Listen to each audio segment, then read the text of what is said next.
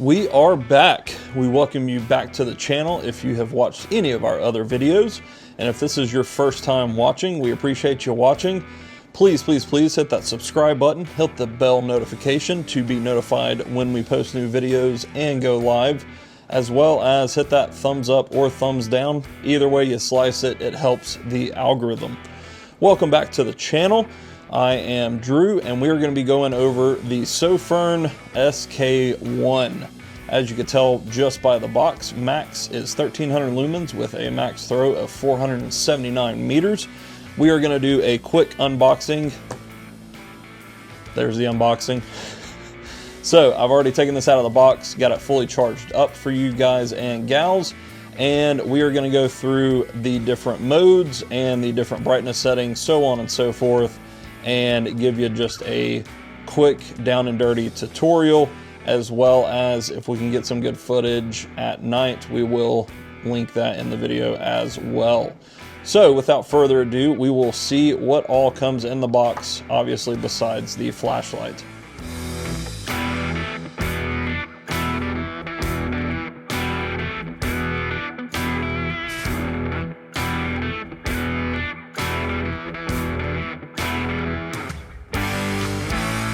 This actually did not come in the box itself. This is a, let's see if I can go through the tripod arms or legs. Is it arms or legs for tripods? We'll go with legs.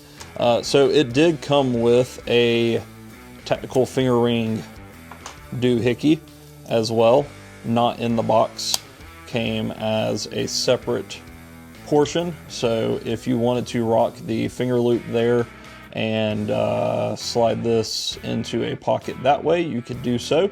I prefer the traditional pocket clips on most flashlights, so we will set that off to the side and swap that back out when we get into the full video. So this is the box that it comes in. We'll let you pause right there if you want to. These are the lumen count and runtime and throw.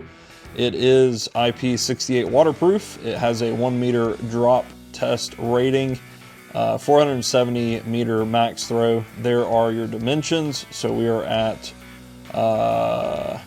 there's no way that's in inches because this is not 11.1 or 11.8 by 51.06 inches. That must be a misprint. All right. I'm going to go with like 5 by 1-ish. It's a standard 18650 size flashlight. Yeah, so that is clearly a misprint on the packaging there for the measurements. But without battery, you're looking at 3.65 ounces or 87 grams. Again, this is produced by Sofirn. There is your contact information and their website, as well as their address. There's all of your specs as far as that goes. And then down here at the bottom of the box, you have your model number and your LED and made in China there. Let's go ahead and unwrap this box. Let's go ahead and get the cover off of this and see what we got inside. So this is just a cardboard box here, and we open. Notice, make sure to remove the battery insulating paper disc before use. That's just about every flashlight nowadays.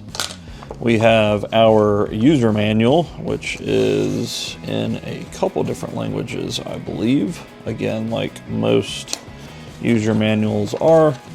Lots of info, but we are going to primarily be focusing on this portion here.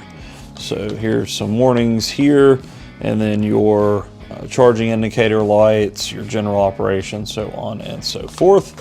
And then lastly, we get a couple of spare O-rings and a lanyard and our charging cable, which is USB-C to USB-C. And there is the paper disc that says to remove.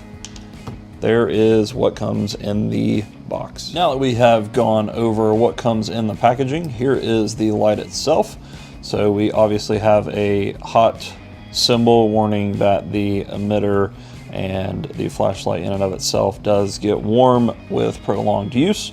We have our make and model here. And then on the other side, we have 3 options. So we can either be in duty mode, lock mode, or tack mode. Here is the back side, and this is a little indicator showing what direction to put the battery in, and then your compliance stuff. And this is our USB-C port here on the back. We will plug that back in, and it only opens via the front portion, actually. Unlike most flashlights, you can take the head off and the tail off. You cannot remove the tail of the SK1. So we will take this off and give you a close-up of the bezel there. So you do get 4 extension pieces there. I say extension pieces, just the way it's designed. So impact if you need to do so with that. And here is the body. Try to get the camera zoomed in here. There we go. So there is our body there, and here is our battery. So this is a Sofirn branded 18650, 3000 milliamps, 3.7 volts, and it is a button top, not a flat top. Now that we have gone through the flashlight in and of itself, given you a quick look at it, what you are probably all waiting to see is the operation method. So we have lock mode, which is only moonlight. So it is a half press or a full press, and this button actually does have 2 clicks. So you'll fill a click half press, and then you'll feel a click for full press as well. But it is just one switch on the tail side there. So we're in lockout mode, and we are just in moonlight. And that is the only offering in the lock mode. Switching over to the tack mode or tactical mode. So from off, the light is off. We are going to half press to get turbo. So just a very light tap on that. And everything in tack mode is also momentary. So for police officers, first responders in general, for me personally, I love this mode because I use momentary a lot more frequently than I do constant on.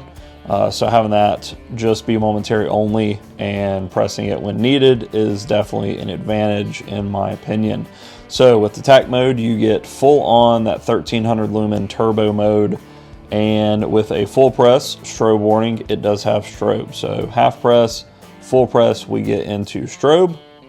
And that is it for the tack mode. So half press is turbo, full press is strobe. Last but not least, we can switch over to duty mode.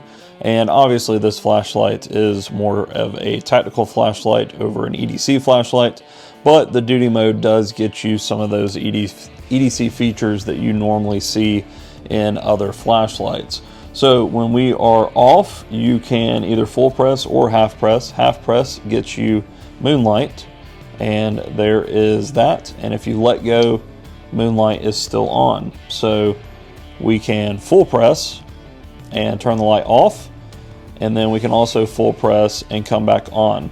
And this is where we get into memory mode. So memory mode, you are going to half press, and this will cycle through the different brightness settings. So right now we are in low.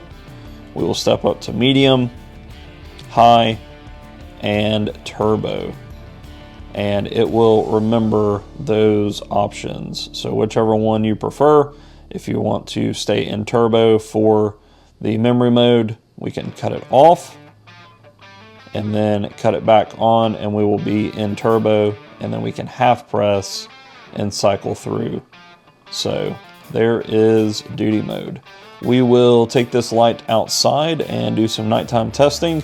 Hopefully it makes it to the video. The last couple times I have tried some night shooting on film, it has not been the greatest just due to the lighting scenarios, but we will take this outside and hopefully it makes it to the video.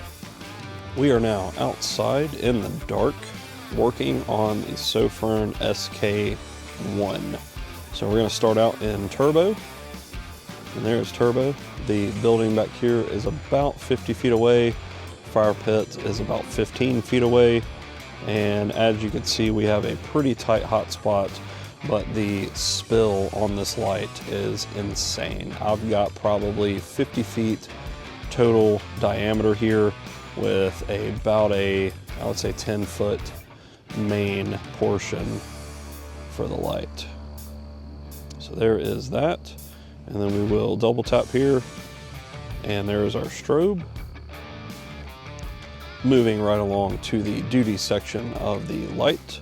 We'll go ahead and turn that on, and here is the low, medium, high, and turbo. Cycle through again. There's low, medium, high, and turbo. Just a couple final things to wrap up the video.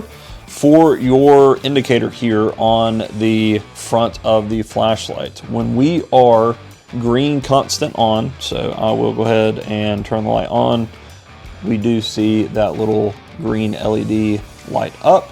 If it is constant on, that means the flashlight battery level is between 75 and 100%. If it starts flashing green, we are between 50 and 75%. If it is a red constant on, that means we are 25 to 50%. And then if it is a red flash, we are 0 to 25%. That is basing off of both the manual and my general experience. It does show red constant on for both the 25 to 50 and 0 to 25. I believe that is just a misprint. So there is that. And then your light indicator while you are charging. When you are charging, you are red, and then when it is fully charged, it is green. And there's your contact information for Sofirn if you have any issues, and some of those warnings again. Now, let's go ahead and compare this to a couple other flashlights. We are back, and we are going to compare just some sizes to give you a reference compared to the SK1. So first up is my tried and true Streamlight ProTac 2LX. This is a 18650 or 2 CR123 batteries. The Sofirn is just a little bit wider in diameter at the head, whereas the body is about the same diameter. The head is just a little bit wider. The max lumens on the 2LX is only 500 compared to the 1300 on the SK1.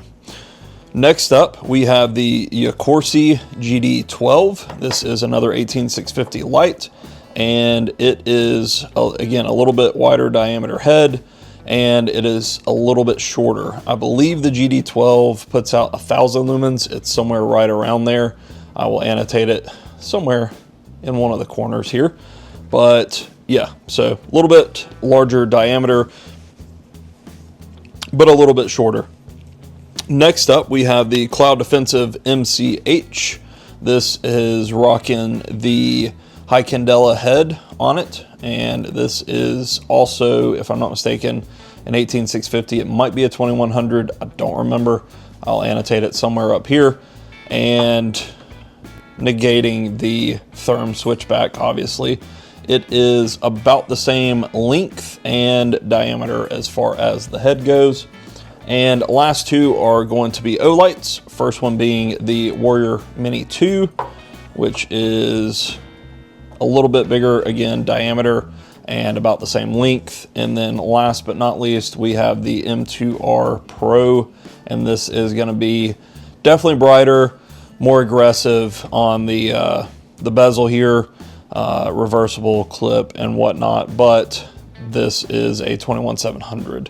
So there is that as well, and obviously the M2R Pro is a lot larger, but wanted to give you a size comparison compared to some old classics like the 2LX and the MCH, and some that you may not have heard of like the Yakorsi. So there is just a quick size comparison for you today. Just some final thoughts on the SK1. I do like that you have multiple different modes that you can operate the flashlight in. For me, being in law enforcement, I definitely love the TAC mode the most, because I want my flashlight, my primary duty flashlight, to be as bright as it is, or as bright as it can be, right out the gate. And then if I need to step down, I can step down, obviously. So having that TAC light or TAC mode on the light is definitely an advantage in my opinion. Just all I have to do is half press, and I use momentary primarily when I'm using my flashlight. So having that 1300 lumens with almost 500 meters, I mean, we're talking 5 football fields roughly of beam distance, and it does have a pretty tight hotspot, you know, just inside, and then outside obviously we can compare that as well. But having the ability to also go straight into strobe by a full click is awesome as well. And then if I do need to step down, say I am reviewing wounds or something like that and need a flashlight for that, obviously if we wanted to, we could, you know, program that to be in that medium brightness, and all I have to do is switch this over and I can go straight into that lower setting as well. So really nice. I like the construction, the design overall, and I will definitely be using this and testing this more, and we will hopefully give an update here in probably, I would say, 6 months. I like to give the light at least 6 months on a duty flashlight to see how you know, holds up as far as wear and tear. I have dropped flashlights, I can't tell you how many times, for a multitude of different reasons, and you know, a flashlight that is going to be durable, that stands the test of time, kind of thing. So that is the SK1. We appreciate you watching. If you have not done so already, please hit that subscribe button. If you liked the video, definitely hit the like button. Leave us a comment what your thoughts are on the SK1, and we will see you in another video.